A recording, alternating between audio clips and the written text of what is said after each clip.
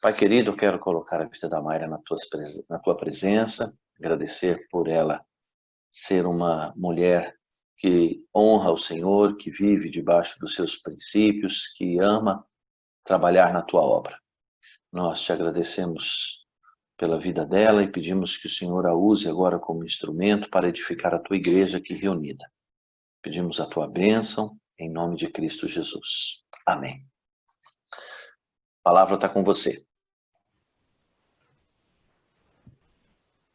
Bom dia, irmãos. Graça e paz. É uma alegria, é um privilégio mesmo poder falar novamente à igreja, né? Agradeço ao convite, eu fico sempre muito feliz de poder servir a Deus por meio do serviço prestado à igreja local. Quando a Márcia me chamou para a aula de hoje, ela falou que não tinha um tema previamente definido, mas que eu poderia escolher, né, livremente, aleatoriamente. E é difícil a gente escolher um tema assim, do nada, né? Então, orei, pensei um pouco, e aí surgiu algumas opções, eu voltei a falar com ela, e ela me ajudou, então nós escolhemos falar sobre um Deus incomparável. 10 maneiras como Deus é diferente de nós e por que isso é algo bom. Na verdade, isso é um panorama do livro que as mulheres leram anteriormente. Nós estamos lendo um livro agora e o livro anterior foi esse, foi o Incomparável. E foi muito enriquecedor, foi uma discussão muito gratificante para a gente, nós aprendemos muito, crescemos em graça, em conhecimento diante do Senhor, e por isso achei que seria interessante compartilhar para a igreja. Primeiro, para que a igreja possa verificar um pouco daquilo que temos falado e também se inteirar também do assunto. O livro aborda 10 atributos de Deus, 10 atributos incomunicáveis de Deus. Atributos que nós não podemos ter de jeito nenhum, né? Deus não permite que sejamos como Ele em relação a esses 10 aspectos. Mas, por outro lado, o livro também nos ajuda a compreender como que nós podemos refletir a imagem de Deus para a honra e glória do nome dEle por meio desses atributos. Quando a gente nega que nós somos diferentes de Deus, nós damos glórias a Deus. Eu preparei uma apresentação, eu não sei se vai dar certo aqui, porque eu confesso que as tecnologias não são muito fáceis para mim, mas vamos lá.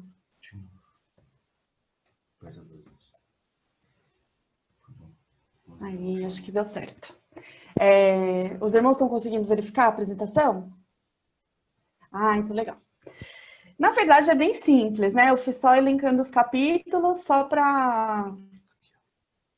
Peraí, aqui. Aí eu vou passando para frente, né? Tá. É bem simples, ele só vai mostrando os capítulos, é mais para os irmãos acompanharem, né? Então, o nome do livro é esse, Incomparável, e a aula é com base nesse livro, então. 10 maneiras em que Deus é diferente de nós e por que isso é algo bom. A autora começa falando, então, que para a gente compreender o Senhor, nós devemos nos tornar tementes a Ele. Por quê? Porque o temor do Senhor é o princípio da sabedoria. O primeiro passo para conhecer a Deus é temê-lo. Temer ao Senhor, ao temer ao Senhor, nós lembramos do lugar que nós ocupamos na história. Então, nós temos um lugar pequeno, um lugar finito, na história totalmente diferente. E nós também colocamos Deus no lugar que é devido a Ele, ou seja, Criador do universo e o Senhor da história. Nós também nos lembramos que quando nós oramos a oração do Pai Nosso, nós oramos Pai Nosso que estás no céu, e isso nos ajuda a perceber que o Pai que é nosso, que é presente, que está com a gente, que nos ajuda e que nos sustenta, Ele também está nos céus em perfeito equilíbrio. Ao mesmo tempo, Ele está nos céus governando, mas Ele também é Pai que nos acolhe e que nos sustenta. E nós não podemos cair na tentação de ficar tão familiarizados com Deus ao ponto de colocá-lo no mesmo nível que a gente. Porque não, Deus não é um igual para nós, né? Deus é Deus e nós não somos deuses, né? Quando nós tememos ao Senhor da forma correta, nós reconhecemos por aquilo que Ele verdadeiramente é. Um Deus sem limites, completamente diferente de qualquer coisa ou de qualquer pessoa que nós conhecemos. Não há nada a quem ou ao que nós possamos comparar o Senhor. Por isso, então, o nome do livro é Incomparável. O temor do Senhor está associado à reverência, né? Nós devemos ter uma postura sempre reverente diante do Senhor, para temê-lo corretamente. E nós também não devemos ter medo de Deus, mas nós devemos adorá-lo reverentemente na sua santidade por tudo aquilo que ele é. E a autora nos ensina que temer ao Senhor é sábio porque nos livra da tolice de temer coisas erradas. Quando nós não tememos ao Senhor, nós vamos nos voltar para outros deuses, para outros ídolos. Aquilo que o nosso coração cria, aquilo que o nosso coração cobiça, é isso que nós vamos temer. Nós vamos temer aos homens ou nós vamos temer a nós mesmas. Se nós não estamos temendo ao Senhor, nós vamos temer outros deuses. E isso em última análise, idolatria. Então, é sábio temer ao Senhor. Avançando, então, ela passa a tratar dos 10 atributos de Deus que são incomunicáveis. O primeiro, e ela tenta fazer uma crescente, não que isso seja possível, porque não há nada em Deus que seja mais ou menos, mas Deus é pleno, Deus é completo, mas ela tenta explicar os atributos de Deus nessa crescente. Então ela começa de um atributo e ela vai acrescentando outros, né? Como que para a gente entender o próximo, a gente precisa compreender primeiro o anterior. É mais ou menos isso que ela tenta fazer ao longo do livro. Então, o primeiro atributo que ela trata é infinito, o Deus sem limites. E ela cita vários versículos ao longo de cada capítulo, e eu tentei escolher um versículo ou outro para poder a gente trabalhar na aula. Então, para o atributo infinito, nós vamos ler Isaías 40, 12 e 13. Quem mediu as águas na concha da mão, ou com o palmo definiu os limites dos céus? Quem jamais calculou o peso da terra ou pesou os montes na balança e as colinas nos seus pratos? Quem definiu limites para o Espírito do Senhor ou o instruiu como seu conselheiro? Ou seja, um Deus que tudo mediu, um Deus que tudo contou, não pode ser medido, não pode ser contado da mesma maneira, né? Porque ela mostra aqui esse paradoxo, né? Um Deus que sabe a quantidade de todas as coisas, não pode ele mesmo ser medido. Nós somos seres mensuráveis, né? Nós não somos como Deus, que não pode ser medido. Nós podemos. E, por outro lado, nós tentamos também contar e medir todas as coisas. Essa é uma tendência da espécie humana. Nós medimos o tempo, nós medimos a idade, as horas, medimos o peso, medimos a distância, medimos tudo.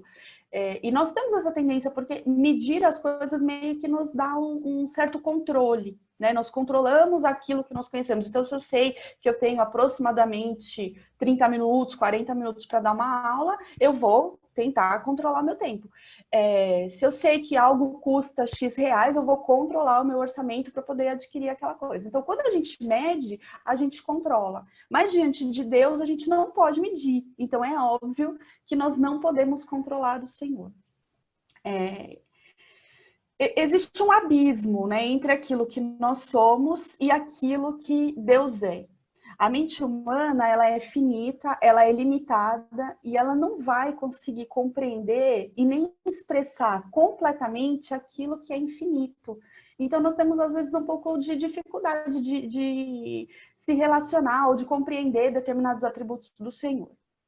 A infinitude de Deus, ela vai passar por todos os demais atributos que ele tem. Então, Deus é infinito em amor, Deus é infinito em bondade, infinito em sabedoria, infinito em misericórdia, tudo aquilo que Deus é, ele é infinito. Não apenas... Porque quando a gente fala assim, Deus é infinito, ou seja, ele existe desde antes e vai existir para sempre, né? Ele não controla o tempo e tal. Não é só acerca de Deus, mas é também acerca de tudo aquilo que Deus é. Deus é infinito em grandeza, infinito em sabedoria, enfim, todos os atributos de Deus são infinitos. Não há nada em Deus que vá terminar um dia porque acabou, né? Não foi contado e o que tinha já teve. Saber isso, né? Saber essa infinitude de Deus afeta quem nós somos e afeta também o nosso relacionamento com Deus. Deve afetar, né? Minimamente. Por quê? Porque deve nos permitir confiar e descansar nele. Nós temos a tendência, então, como eu falei, de medir as coisas para poder controlar tudo, mas nós temos que compreender que nosso tempo é finito, é limitado, e não apenas o nosso tempo, mas também tudo aquilo que nós somos, né? A nossa capacidade de conhecimento, o nosso intelecto, é finito, é limitado. A gente não tem a capacidade de aprender todas as coisas, a gente não tem a capacidade de viver eternamente. Então, nós não somos como Deus, nem enquanto pessoas, nem em relação aos nossos próprios atributos. Somente Deus, que não pode ser medido, é capaz de desconstruir em nós o nosso senso de grandiosidade. Por quê? Na medida em que nós medimos todas as coisas, nós vamos nos colocando acima de tudo aquilo que nós medimos. E isso vai dando para a gente essa noção de que estamos no controle, de que dominamos as coisas, mas somente Deus, que não é assim, pode diante de nós, né, no nosso coração, destruir, quebrar esse senso equivocado que nós temos. Além disso, já finalizando esse atributo, nós não podemos querer ser como Deus, porque nós temos essa tendência, né, de querer ser aquilo que Deus é ou de querer usurpar a glória de Deus em determinados momentos. Mas nós não podemos e nem devemos querer ser como Deus. Caso contrário, a gente vai usurpar a glória que é dele e somente dele. Por outro lado, como eu falei no início, nós podemos e devemos refletir a imagem de Deus para louvor e honra da sua glória, quando nós aceitamos e reconhecemos os nossos próprios limites. Reconhecemos que somos temporais, reconhecemos que o nosso intelecto é finito, reconhecemos os nossos limites biológicos, físicos, e em relação aos nossos sentimentos também, né? Nós não temos, por exemplo, a capacidade de perdoar infinitamente. Somente Deus tem. A Bíblia, quando Jesus fala sobre o perdão, ele fala, por exemplo, de perdoar 70 vezes 7, como se houvesse o homem tentando definir, mas quantas vezes eu posso perdoar, né? E Jesus vem com aquele número imenso, ou seja, não deveria haver limite para o perdão, mas nós reconhecemos diante de nós mesmos que não é assim fácil perdoar. Além disso, o amor também. Nós não somos infinitos em amor. Nós nos relacionamos com diversas pessoas, temos mais afinidade com uns, com outros, mas nós não somos infinitos em amar. Amamos tudo, amamos sempre. Não somos assim, né? Em alcance, por exemplo, eu não posso estar em todos os lugares, eu não sou infinito em alcance. E Deus sim, Deus é infinito em todas as coisas. Deus também é incompreensível, o Deus de infinita cognoscibilidade. E o que é essa palavra e esse monstro, né? Cognoscível é aquilo que pode ser conhecido de alguém ou de alguma coisa. Então, aquilo que pode ser conhecido de Deus é infinito. Nós podemos e devemos e vamos passar a eternidade com o Senhor e passaremos infinitamente essa eternidade conhecendo ao Senhor. Uma criança, quando pega um brinquedo, por exemplo, ganha o brinquedo, ela abre o pacote, ela brinca um pouquinho, daqui a pouco ela cansa daquele brinquedo, porque ela conheceu o brinquedo, ela não quer mais. E diante de Deus não vai ser assim, a gente nunca vai se cansar do Senhor, porque nós vamos infinitamente conhecê-lo por toda a eternidade, né? Nunca vai acabar aquilo que nós podemos conhecer de Deus.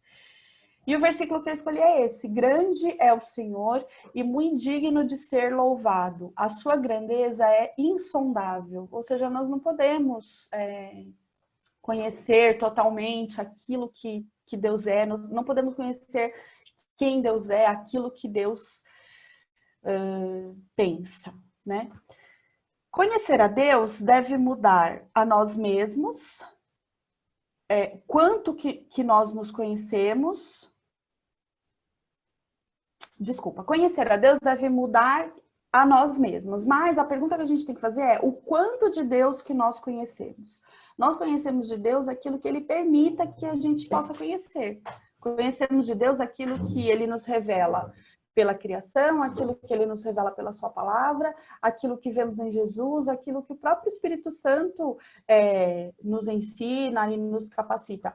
É impossível conhecer a Deus completamente. Não podemos fazer isso, mas naquilo que Ele se revela a nós, nós podemos e devemos conhecê-lo. Embora nós não possamos conhecer a Deus por completo, nós podemos conhecer a Deus de maneira suficiente. E é nisso que a gente precisa se focar. Aquilo que é importante para a nossa salvação e para a nossa santificação, Deus permite que a gente conheça. E é nesse conhecimento que nós devemos avançar e crescer, né? Devemos conhecer a Deus cada vez mais e mais, porque sempre há mais que nós podemos conhecer sobre o Senhor. E Deus, Ele é completamente conhecido apenas para Ele mesmo. Ninguém conhece a Deus completamente. E nisso nós também somos diferentes do Senhor, porque nós também não nos conhecemos completamente, né? A Bíblia diz que o coração do homem é enganoso, é corrupto, então nós não nos conhecemos completamente, ao ponto de dominar todas as nossas características, as nossas emoções, as nossas reações. Nós temos segredos, o nosso coração é enganoso, mas Deus é aquele que nos conhece completamente. Ele conhece o pior em nós e ainda assim Ele nos ama. Nada está escondido do Senhor, né? E se a gente for analisar o Salmo 139, a gente não vai fazer isso agora, a gente vai ver como que o salmista mostra como que Deus nos formou e como que Deus nos conhece, né? Então, se Deus nos conhece porque Ele nos formou, Ele nos resgatou, e se Ele conhece aquilo que há de pior em nós, nós estamos livres, então, para nos relacionarmos com o Senhor e para amá-lo livremente. Porque, sabe quando você conhece alguém e você se decepciona com a pessoa, né? Quanto mais você conhece, mais decepção você tem. Isso nunca vai acontecer na nossa relação com Deus. Primeiro porque nós nunca vamos ficar decepcionados com o Senhor, porque tudo que a gente vai conhecer no Senhor é bom. E em relação a Deus, isso também é verdade. A gente nunca vai falar, nossa, Deus está decepcionado comigo. Não, porque Deus me conhece, Deus sabe o meu coração. Deus sabe o que há de pior em mim. E assim mesmo, Ele me amou, Ele me salvou, Ele me regenerou. Então, Deus não vai ficar decepcionado comigo também. Essa relação instável que há entre as pessoas, não há entre nós e Deus. Porque, primeiro, tudo que há de bom para conhecer no Senhor, tudo que há para conhecer no Senhor é bom, e tudo aquilo que Deus pode conhecer sobre a gente de ruim, Deus já conhece, desde antes. E a gente não precisa sentir medo, então, de se revelar diante do Senhor, de orar a Deus, de confessar as nossas falhas, de confessar os nossos pecados, porque Ele já conhece. Ele espera que a gente se achegue verdadeiramente diante dEle, porque Ele já sabe o que há de pior em nós.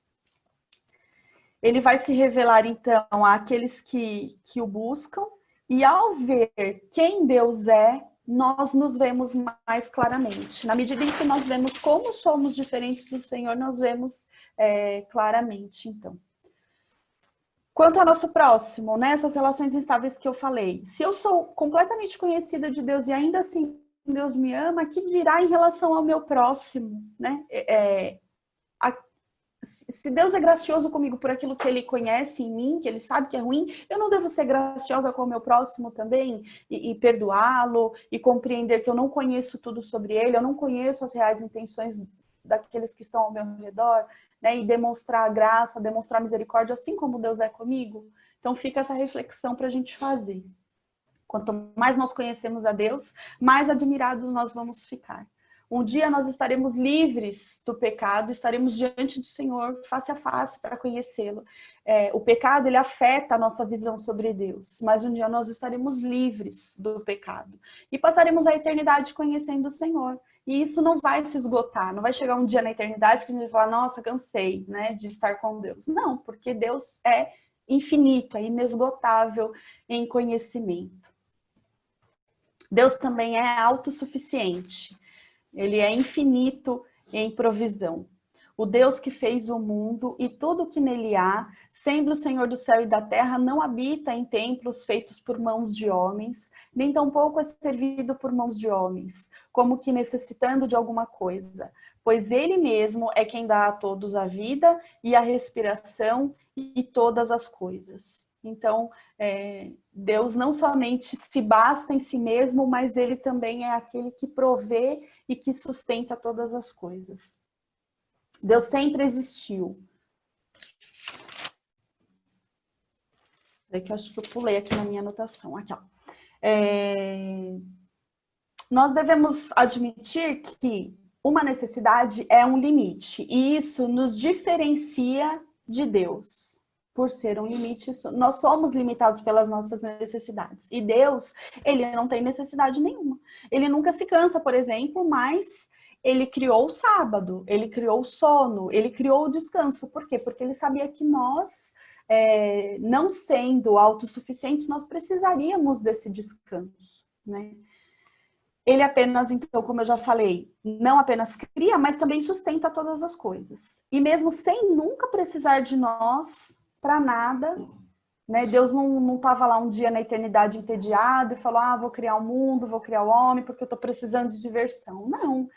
A Bíblia fala que Deus criou o homem simplesmente pela boa vontade do seu propósito. Acho que esse texto está em Efésios, eu esqueci de marcar a referência. Mas ele nos cria por um propósito bom, né? Não porque ele estava lá precisando de companhia. Então, na medida em que Deus nos cria, ele provê tudo aquilo que nós precisamos, porque ele é um Deus extremamente amoroso.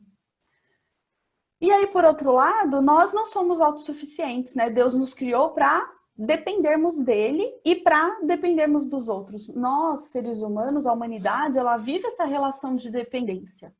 E desde o Éden, o homem busca viver de maneira autônoma, né? Quando Adão e Eva pecaram, eles decidiram viver autonomamente. Eles decidiram não depender mais do suprimento que Deus estava dando para eles. Os nossos limites e as nossas necessidades deveriam nos levar para mais perto de Deus. Mas sem cuidado, sem vigilância, sem oração, as nossas necessidades podem nos levar a depender dos outros ou a depender de nós mesmos, né? Daquilo que nós podemos conquistar. Nós temos essa tendência de querer ser autossuficiente, né? A gente quer controlar. Isso se revela de uma maneira muito...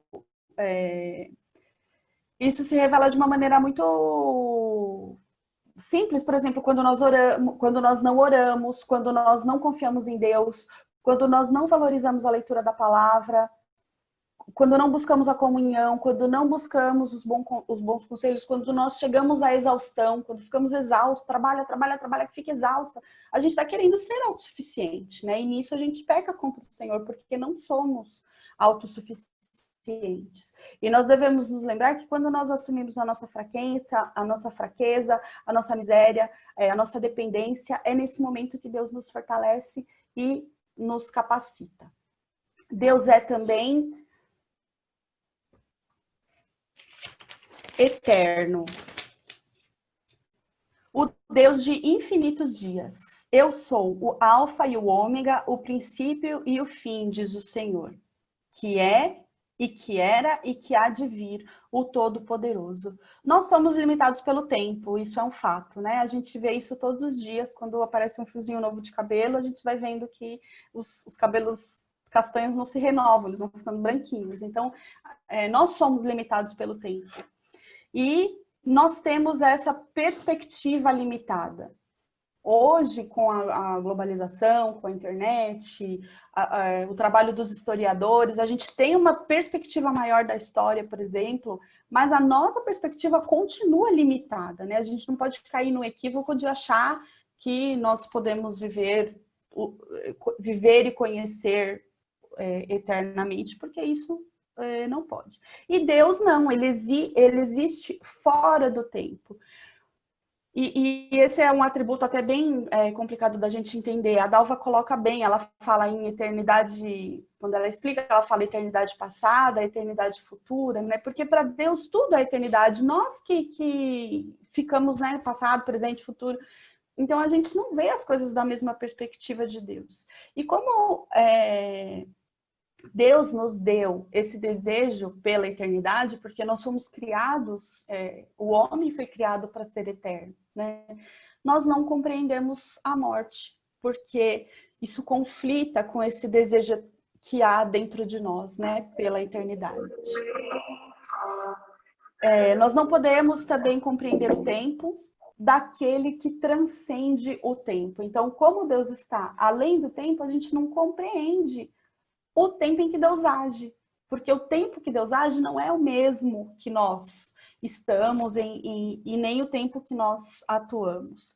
Mas nós podemos e devemos confiar a Deus o nosso hoje e o nosso amanhã ao Senhor. Como que a gente glorifica a Deus nesse atributo da sua eternidade, né? Como que a gente reflete a imagem de Deus, sendo que Deus é eterno e nós não somos? Nós podemos e devemos viver o presente como remindo o tempo. E aí a autora sugere 3 maneiras práticas que a gente pode fazer isso. A primeira é deixando o passado para trás, ou seja, viver sem remorso, sem nostalgia, né? E ela fala de uma nostalgia pecaminosa, que é aquela que tende a achar que o que passou é sempre melhor do que o que está acontecendo. A segunda maneira de remir o tempo, a gente deve deixar o futuro no futuro, porque isso não chegou ainda. E deixar o futuro no futuro nos livra de viver de maneira antecipada, nos livra de uma ansiedade e também nos permite confiar em Deus. E, por fim, nós podemos viver o hoje plenamente. Como que a gente vive hoje plenamente? Ela sugere, então, que a gente viva sem uma superocupação, aquelas agendas lotadas, como se a gente pudesse controlar o tempo. E também, na outra ponta, aquela preguiça constante, aquela procrastinação constante que nos leva a achar que a gente sempre vai ter mais tempo, né? Então, viver o hoje plenamente. Eu estou aqui hoje, o que eu posso fazer com o meu hoje? Deus é eterno e Ele limita os nossos dias. E a pergunta que fica é, o que nós estamos fazendo com os nossos dias, com o nosso tempo? Nós estamos plantando frutos para a eternidade ou nós estamos plantando frutos que vão ficar apenas no passado, né? Essa é a questão que nós devemos nos fazer.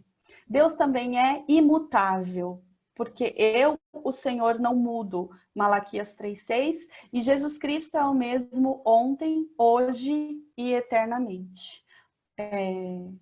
Deus, Ele é a rocha da nossa salvação. A nossa salvação permanece inabalável, imutável, porque o próprio Jesus é a rocha na qual está firmada a nossa salvação. Em um mundo que está em constante transformação, né? Tudo o que era relativo passa a ser absoluto, o que era absoluto agora está relativizado.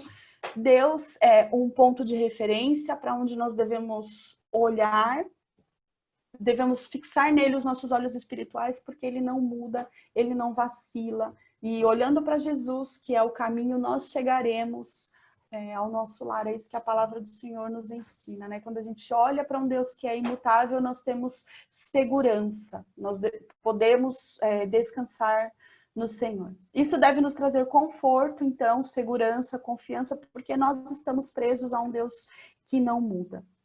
A nossa esperança de salvação reside nisso. Deus permanece o que é, fazendo aquilo que Ele prometeu que vai fazer. Então, os planos de Deus não mudam, né?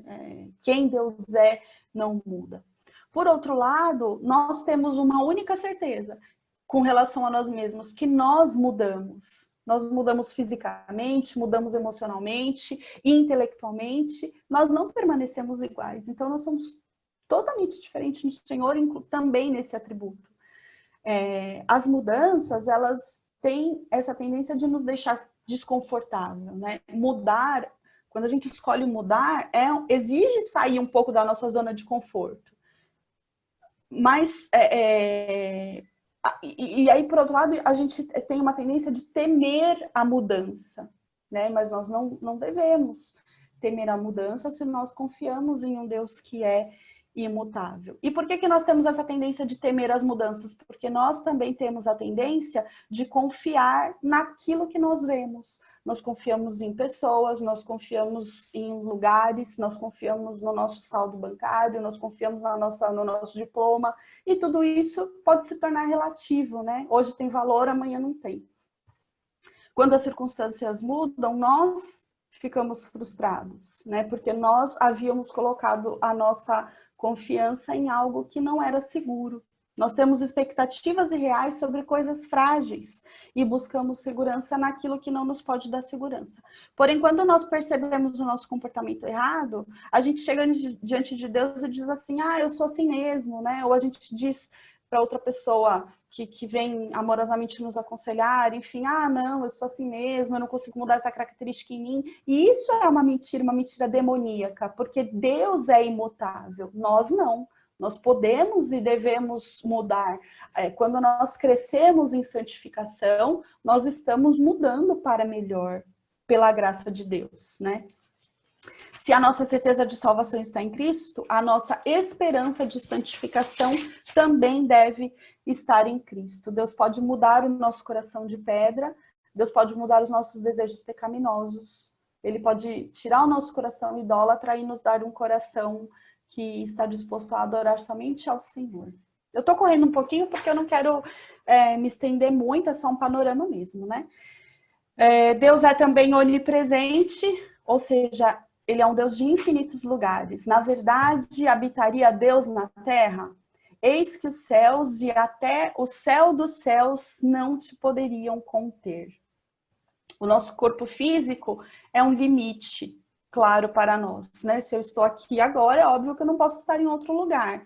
E a internet meio que brinca com a gente, né? Porque assim, eu estou aqui agora, cada um dos irmãos está aí na sua respectiva casa, mas estamos todos juntos. Então a gente tem essa tendência de achar que a gente pode estar em vários lugares. E aí, se meus filhos vierem aqui falar comigo, eu posso achar que eu posso dar atenção para eles, mas não é assim. Porque não apenas o meu corpo físico é limitado, como também o meu intelecto. Ele só pode estar em um lugar. Então, se eu estou aqui falando com os irmãos e me distrair aqui com meus filhos, eu não consigo estar em dois lugares ao mesmo tempo. Ou eu vou direcionar a atenção para vocês, ou eu vou direcionar a atenção para eles. Então, a gente quer achar que a gente pode estar em vários lugares ao mesmo tempo, controlando várias coisas ao mesmo tempo. A gente tem sempre essa necessidade de controle, mas a gente não pode. A gente não pode controlar várias coisas ao mesmo tempo. Nós cobiçamos ser sem limites, estamos aqui pensando no ali, né? Não estamos completos porque nós não conseguimos. A nossa atenção e o nosso tempo é limitado, né? Quando eu acho que ao mesmo tempo eu posso marcar uma consulta, fazer um texto aqui, dar atenção para os meus filhos e tal, eu caio nessa tentação de querer ser onipresente, mas eu percebo que eu vou gastar um tempo maior. Se eu fosse me dedicar exclusivamente a marcar uma consulta, eu ia gastar um tempo. Se eu vou marcar uma consulta fazendo 500 outras coisas, pode ser que eu demore mais para fazer isso. Ou seja, é um equívoco achar que a gente pode fazer várias coisas e estar em vários lugares ao mesmo tempo, porque a gente não pode, né? Conhecer esse atributo em nós deve nos colocar em posição de vigilância, né? Saber que Deus é onipresente deve nos colocar numa situação de vigilância. O conhecimento da presença de Deus deveria nos tornar vigilantes com relação ao pecado. A gente ensina para a criança, né, que Deus é como o ar. Eu não posso ver, mas Ele está presente em todos os lugares o tempo todo. E a gente, às vezes, vai crescendo e vai se esquecendo dessa verdade, né? E ela fala no livro que Deus não respeita nenhuma lei de privacidade, né? A gente, quando vai contratar algum serviço virtual, vem lá os termos de privacidade e tal, mas Deus não está sujeito a nenhum padrão de privacidade. Deus está presente externamente e presente aqui também. Ele conhece, né, todos os nossos pensamentos, ele está em todos os lugares, o tempo todo, plenamente o tempo todo. Por isso que o salmista vai dizer, quando ele fala sobre o pecado, que ele pequei contra ti somente. Por quê? Porque Deus, estando presente em todos os lugares, quando nós pecamos contra o nosso próximo, primeiramente, nós pecamos contra o Senhor, porque ele vê o nosso pecado antes até, por exemplo, a inveja, é um pecado relacionado ao meu próximo. A cobiça, às vezes, um pecado relacionado ao meu próximo. Antes mesmo que meu próximo tenha conhecimento desse pecado, Deus já teve, né? Então, em primeira análise, nós pecamos primeiramente contra o Senhor, antes de pecar contra o nosso próximo. Conhecer também que Deus é onipresente tem que nos trazer tranquilidade, segurança, porque Deus, ele pode ter esse alcance que nós não podemos, né? Ele pode cuidar de todas as coisas. E isso precisa nos ajudar no dia a dia, de maneira muito prática, a nos livrar da ansiedade. Né? Quando nós cremos que ele está completamente presente em todos os lugares, nós podemos estar plenamente, nós ficamos livres para estar plenamente onde nós estamos. Então, se eu estou aqui na minha casa e meu esposo sai de moto, não adianta eu ficar preocupada porque, nossa, eu não estou lá, não estou vendo o que está acontecendo, se ele vai chegar, se ele não vai chegar, se ele vai cair, se ele não vai cair. Eu preciso descansar, porque Deus está presente, cuidando de todas as coisas, e ainda que aconteça algo que fuja do meu controle, Deus está presente, cuidando de todas as coisas. Eu não posso estar presente em todos os lugares, apenas Deus pode. Deus é também onisciente. Dos céus, olha o Senhor e vê toda a humanidade. Do seu trono, ele observa todos os habitantes da terra. Ele que forma o coração de todos, que conhece tudo o que fazem. Então, Deus, ele conhece todas as coisas. Por quê? Se ele está presente em todos os lugares, sempre, ele conhece todas as coisas em todos os lugares, sempre. Ele sabe todas as coisas, não porque ele aprendeu, né? Nós vamos aprendendo, adquirindo conhecimento. Deus sabe todas as coisas porque ele é a fonte de todo conhecimento, ele é a fonte de toda a sabedoria. Deus não precisa aprender nada, né? A ficção científica mostra pra gente aquelas inteligências artificiais que vão aprendendo coisas, né? E aí chega um momento lá no filme que a máquina, o robô, o computador se rebela contra o homem porque ele aprendeu mais que o homem, né? É engraçado isso. E essa mesma ficção científica mostra que o homem, que deu origem à máquina, que pode acabar com aquela coisa, né? Com aquela criatura. E Deus, ele é o quê? Ele é a origem de todo conhecimento, ele é a fonte de todo conhecimento. Tudo que nós sabemos é limitado, né? Há uma vastidão imensa de coisas que nós podemos aprender.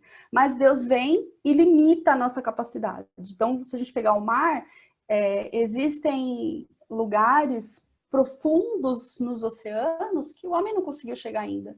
Se a gente olhar para o céu, os homens conhecem um pouco do universo, mas ainda há muito para conhecer. Se a gente olha para o nosso próprio corpo humano, né, para o nosso cérebro enquanto estrutura física, a ciência, a medicina já avançou, já conheceu um pouco, mas ainda há muito para conhecer. E Deus, ele é infinito em conhecimento, ele conhece todas as coisas.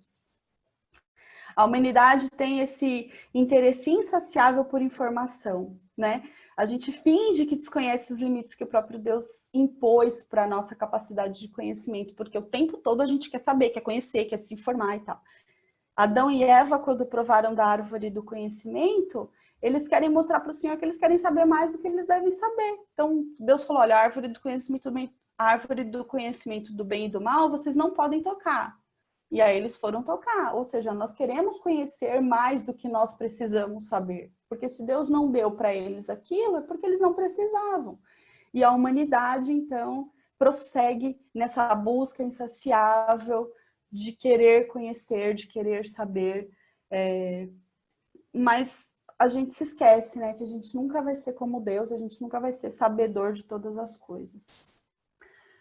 Nós temos temores quanto ao futuro e, em última análise, isso revela que nós gostaríamos de ter um conhecimento daquilo que nós não devemos ter, né?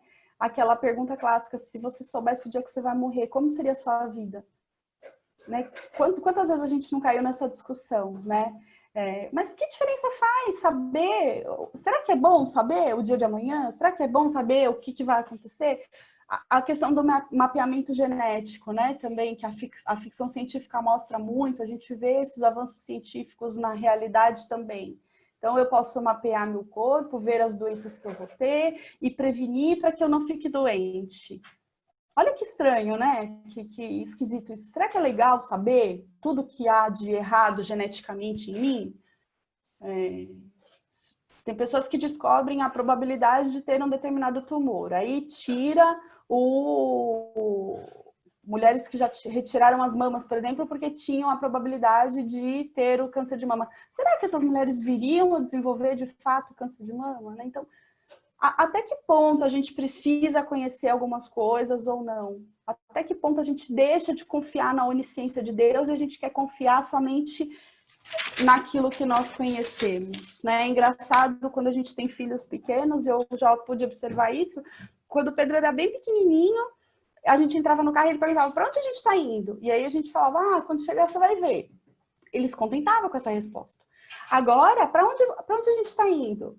Aí o Fábio fala assim, você confia no papai? Confio, mas eu quero saber. Ou seja, eu confio no papai, mas eu não estou tranquila aqui no carro, indo para algum lugar que eu nem sei onde é. Eu quero saber para onde a gente está indo. Então, a gente tem essa necessidade de conhecer aquilo que a gente não conhece. E quando a gente admite que Deus é onisciente, nós precisamos descansar no Senhor, porque de fato é Ele que sabe todas as coisas. Assim como uma criança pequena entra no carro e confia que o pai dela está levando ela para algum determinado lugar em segurança, nós devemos confiar no Senhor, né? Que Ele está nos conduzindo tranquilamente, de maneira boa, de maneira que é segura. Deus é também onipotente. E aqueles homens se maravilharam, dizendo, quem é este que até os ventos e o mar lhe obedecem? Então, essa passagem ela é super conhecida por todo mundo, né? Os discípulos estavam lá no barquinho, o mar começa a ficar revolto, e Jesus acalma aquela tempestade, e eles ficam maravilhados, né? Que poder esse homem tem, que ele consegue acalmar a tempestade. E o poder de Deus não é apenas grande, mas ele também é infinito em poder. E quando nós reconhecemos esse poder de Deus, nós reconhecemos a nossa impotência. É uma relação que acontece ao mesmo tempo. Quando eu vejo que Deus é poderoso, eu vejo que eu não sou, eu não tenho esse poder. E o livro também nos mostra ver assim que o padrão de poder do mundo é um padrão diferente do Senhor. O mundo vai buscar e vai colocar poder naquilo que nós podemos ver, na beleza, nas finanças, no carisma, na sabedoria. E para Deus nada disso é poder. E uma análise que a gente tem que fazer é que tipo de poder a gente tem buscado? Será que é o poder que o mundo oferece, que o mundo reconhece como poder, ou o poder que vem de Deus, que vem da palavra do Senhor, né? Debaixo de qual poder nós queremos estar seguros? Essa é a pergunta que nós temos que nos fazer. Deus age com tanto poder em nossas vidas que nós nos tornamos sua habitação. Então, a maior prova de poder do Senhor é quando Ele pega um coração pecador e transforma num coração onde o Espírito Santo possa habitar. Olha que poder maravilhoso que Deus tem, né? Ele pode regenerar o nosso coração ao ponto de nos fazer morada para Ele. Ele também trabalha em nós e nos ajuda a vencer o pecado. E é por isso que nós temos que acreditar que Deus sempre opera para o nosso próprio bem, porque Ele não é apenas infinitamente poderoso, Ele também é infinitamente bom. Já concluindo, então, Deus é soberano. Agora, então, finalmente, que nós vimos tudo isso que Deus é, nós vemos como ele é um Deus infinito em domínio. Venha o teu reino, seja feita a tua vontade, assim na terra como no céu. É assim que nós oramos a oração do Pai Nosso, né? Nós podemos meditar na soberania de Deus porque nós já sabemos e já conhecemos todos esses atributos anteriores. Então foi aquilo que eu falei no começo, né? Que de uma maneira crescente, a gente vai aprendendo a conhecer e a confiar no Senhor. Devemos a Ele adoração e obediência porque Ele nos fez, mas também porque Ele é quem Ele é, né? Um Deus que é infinito, é onipresente, onisciente, não seria também soberano, digno, né, de ser colocado como rei, né, de estar sentado, governando sobre todas as coisas? E aí a gente vê que nas mãos de homens pecadores o poder ele pode ser mal utilizado, mas nas mãos de um rei benevolente, a nossa submissão a ele não é apenas desejável, mas também é o único caminho seguro a seguir, né? Quem não quer estar debaixo do domínio de um Deus tão amoroso e tão poderoso como o nosso Deus? Isso nos coloca numa posição de conforto e segurança. Por quê? Porque Deus, ele usa sempre a autoridade dele para o nosso bem, para o bem da humanidade, de modo geral. É claro que ele busca, ele visa um propósito específico, mas a humanidade faz parte desse propósito, né? Todas as coisas cooperam para o bem, é isso que diz a palavra do Senhor. E nós devemos nos lembrar também que toda a autoridade é dada por Deus, né? Seja um pai, seja um esposo, um presbítero, um pastor, um prefeito, um professor, um gerente, toda autoridade é instituída por Deus. Às vezes, no dia a dia, a gente se esquece desse princípio que está na palavra de Deus, né? Acho que é em Romanos que fala que toda autoridade foi constituída pelo Senhor. E nós estamos sujeitos a essas autoridades por amor ao Senhor. Quando a gente se rebela a uma autoridade de maneira pecaminosa, a gente se rebela, em última instância, contra Deus, porque toda autoridade vem do Senhor. E aí a gente vê que não há limites para o que Deus controla. E aqui caberia uma discussão muito aprofundada, que é óbvio que a gente não vai fazer, sobre a responsabilidade humana e a soberania divina, né? As duas coexistem, uma não anula a outra, uma é tão verdadeira quanto a outra. Eu tenho responsabilidade e Deus continua soberano sobre todas as coisas. Eu tenho responsabilidade sobre os meus atos, mas debaixo da soberania de Deus. É um assunto super extenso, né? Dá para escrever um tratado sobre isso. Mas cabe aqui também essa discussão. E a gente precisa, então, reconhecer que Deus é soberano e nós não somos, admitir o quê? Que nós temos o controle, sim, sobre algumas coisas que Deus nos permitiu ter. Então, eu tenho 2 filhos e por um determinado período da vidinha deles, eu vou ter controle sobre eles porque Deus me permitiu isso. E como que eu vou exercer esse controle? É para a glória de Deus ou é para a minha própria glória? Né? E, por outro lado, aquilo que eu não tenho controle, eu tenho que deixar diante do Senhor. Então, quando eles não estão debaixo da minha supervisão, não adianta eu ficar agoniada, ansiosa, pensando somente o que eles estão fazendo, onde eles estão, vão viajar sozinhos e tal. Porque aí, nesse momento, eles saem debaixo do meu controle. Eu não posso controlá-los nesse momento. Então, deixar para Deus aquilo que é de Deus. E a conclusão que nós chegamos ao ver que Deus ao ver todos os atributos de Deus, né? Nós chegamos a essa conclusão, que Deus é temível e maravilhoso. Eu vou ler aqui para os irmãos só um trechinho. Só um minutinho aqui que eu acabei tirando. Para encerrar, eu só quero ler esse trechinho aqui, porque o que ela faz na conclusão do livro? Ela pega o Salmo 139 e ela vai mostrando que o Salmo 139, porque a gente tem a tendência de olhar para o Salmo 139 e se ver, e se enxergar, né? Olha como Deus me fez, olha como Deus me guarda, tal. E ela vem e mostra, não, o Salmo 139 não é um salmo sobre você, é um salmo sobre Deus e sobre quem Deus é. Eu não vou ler o Salmo, né, porque acredito que os irmãos todos conheçam, mas eu quero ler o que ela coloca. Então, o que nós podemos ver no Salmo 139? Por que que o salmista, ao conhecer Deus, ele chega a essa conclusão, que Deus é temível, maravilhoso, digno de toda adoração? Porque o Salmo 139 nos mostra que ele sonda, conhece, penetra os pensamentos humanos. Deus é onisciente. Ele está por trás e por diante. Ele é eterno. Ele está além do entendimento humano. Ele é incompreensível. Ele está perto e longe, acima e embaixo. Ele é onipresente. A sua mão direita sustenta todas as coisas, ou seja, Deus é autossuficiente. Ele cria a vida, ele é autoexistente. Ele faz obras admiráveis, onipotência. Ele ordena cada dia, né? Desde a criação, Deus é aquele que vem ordenando todas as coisas, ou seja, Deus é soberano. Ordenando não no sentido de mandar, mas no sentido de colocar em ordem mesmo, né?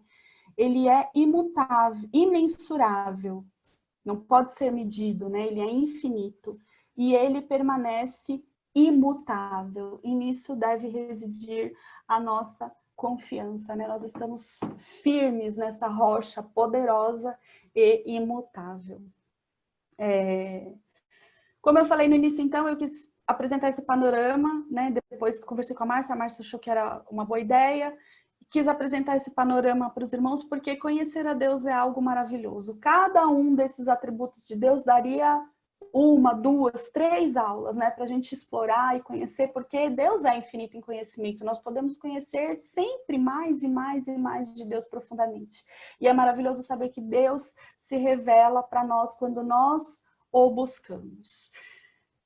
Esse livro tem essa capinha roxa, né? Parece que é um livro para mulher, a autora é uma mulher, mas é um tema que os homens podem e devem estudar também. Algumas irmãs, ontem, quando no grupo de leitura a gente falou que ia tratar sobre esse assunto na escola dominical, algumas irmãs se dispuseram a emprestar o livro para quem tiver interesse. Então, se alguém tiver interesse de conhecer o livro, de ler o livro, quiser emprestado, pode me procurar, a Dalva, a Flávia, a Selminha, enfim, diversas irmãs se colocaram à disposição para emprestar o livro, caso algum irmão tenha interesse. Eu desejo a todos um excelente domingo. Nós vamos orar para encerrar e eu agradeço a atenção dos irmãos. Amém? Oremos. Querido Deus, nosso amado Pai, é maravilhoso, ó Deus, estarmos diante de Ti, na Tua presença, podendo ver, ó Deus, quem o Senhor é. Nós chegamos, ó Deus, muito humildemente diante do Senhor, ó Deus, diante de tudo isso que o Senhor é, porque o Senhor realmente é um Deus maravilhoso e temível, ó Deus, há tanto, Pai, tanto para conhecer do Senhor, ó Deus. Eu te peço, ó Pai, que o Senhor nos ajude a conhecer de Ti, ó Deus, aquilo que precisamos para crescer em entendimento, em sabedoria e em santificação, ó Deus, que o Senhor nos permita crescer a cada dia em santificação, para que mais parecidos com Jesus nós possamos ficar, ó Deus. Nós te louvamos porque as nossas vidas estão seguras nas tuas mãos poderosas e amorosas, ó Deus, e te louvamos e adoramos, ó Deus, por tudo aquilo que o Senhor é. Obrigado, ó Deus, porque o Senhor tem nos dado entendimento para compreender um pouco acerca do Senhor, acerca dos teus atributos, ó Deus. E eu te peço que o Senhor mantenha em nós um coração humilde, um coração que busca, ó Deus, conhecer mais e mais do Senhor a cada dia, ó Pai. É em nome de Jesus que oramos, ó Deus. Amém.